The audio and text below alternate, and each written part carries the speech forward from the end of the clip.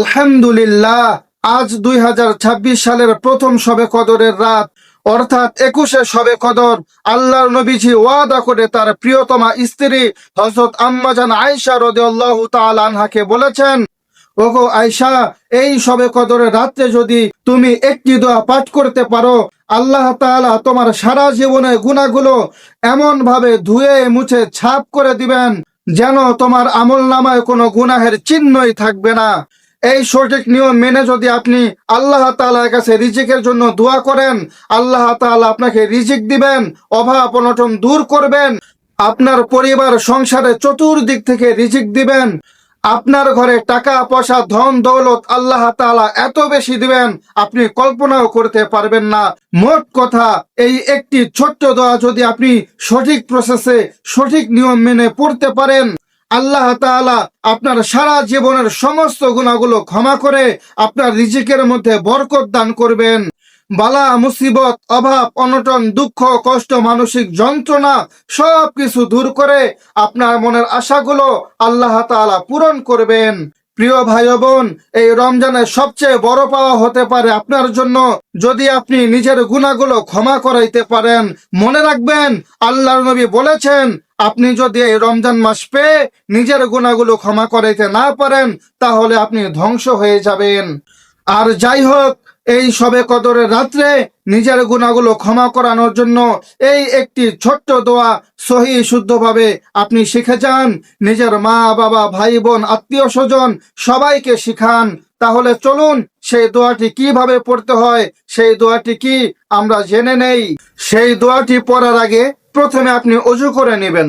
এটি অপশনাল, যদি আপনি অজু করতে না পারেন কোনো সমস্যা নেই, তবে অজু করলে সবচেয়ে ভালো বেনিফিট পাবেন। তারপরে বসে আপনি ইস্তেগফার পড়বেন, যত খুশি ততবার, যদি বেশি পড়তে পারেন সবচাইতে ভালো।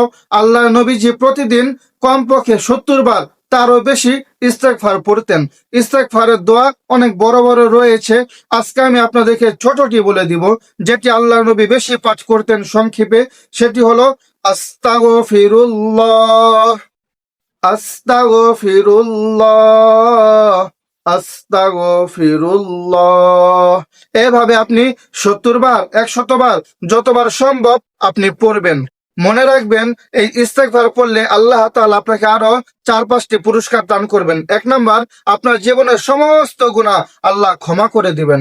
2 নাম্বার, মৃত্যুর পরে আল্লাহ তাআলা আপনাকে জান্নাত দান করবেন।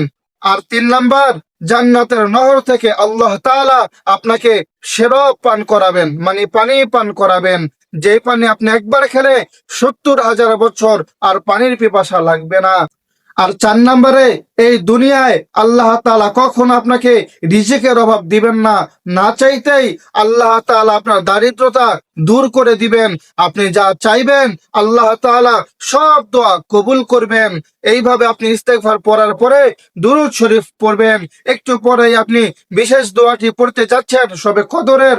মনে রাখবেন, আল্লাহ নবীজি বলেছেন, যদি কোনো দোয়া করার আগে দুরূদ শরীফ পড়া না হয় সেই দোয়াটা আসমানে ঝুলন্ত থাকে, আল্লাহর কাছে পৌঁছায় না। এজন্য আপনি দুরূদ শরীফ পাঠ করবেন।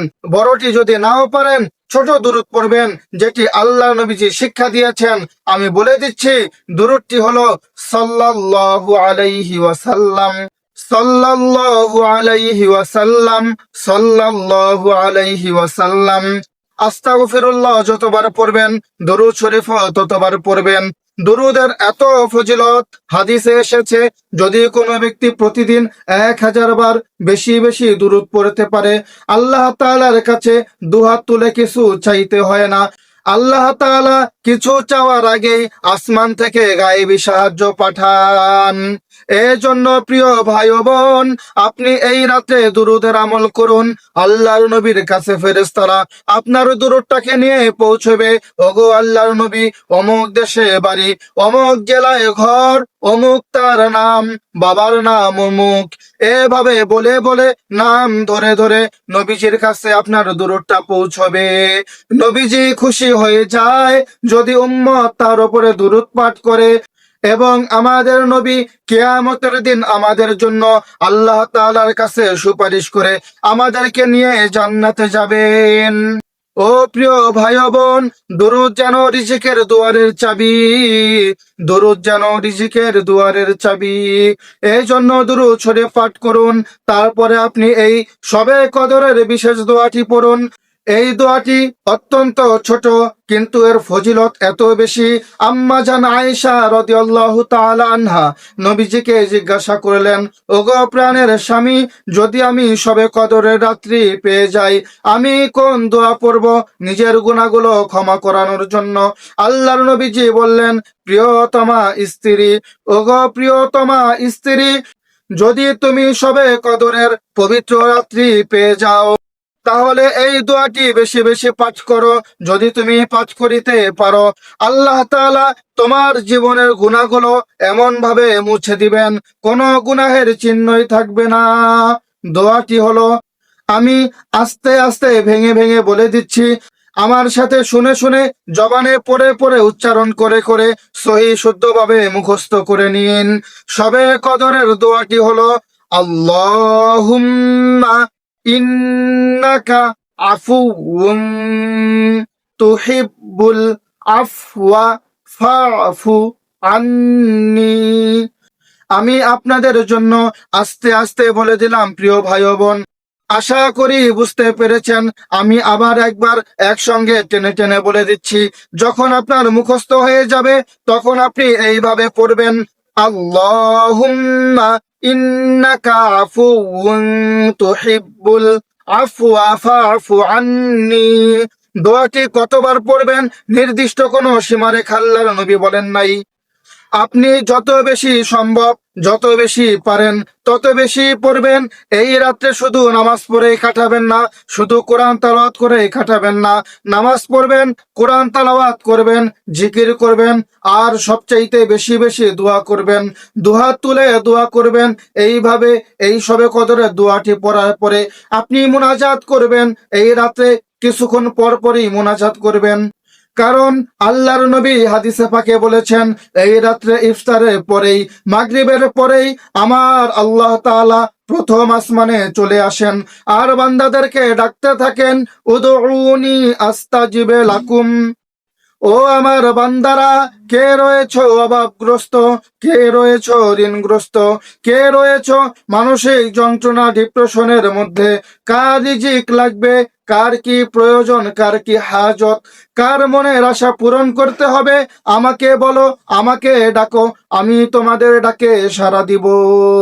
আল্লাহ তাআলা আমাদের দোয়াগুলো কবুল করার জন্য প্রতীক্ষমান রয়েছেন।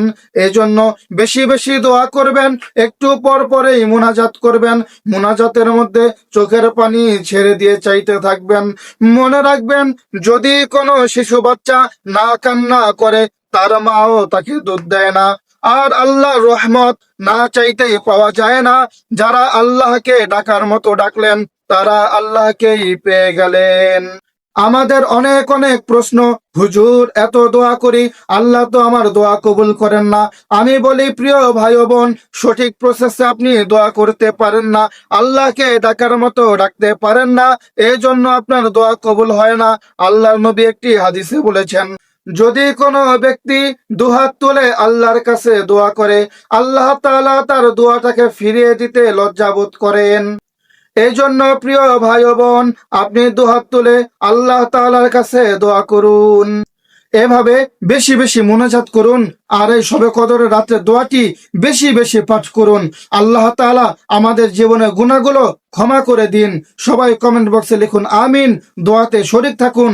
ওগো আল্লাহ, যারা কমেন্ট বক্সে আমিন লিখে দোয়াতে শরীক হয়েছে, তুমি তাদের একবার হলেও জীবনে মক্কা মদিনা দেখার তৌফিক দান করে দাও। প্রিয় ভাই ও বোন, আজকের জন্য এ পর্যন্তই। দেখা হবে আগামীকালকের ভিডিওতে। সে পর্যন্ত ভালো থাকুন, সুস্থ থাকুন। আসসালামু আলাইকুম ওয়া রাহমাতুল্লাহ।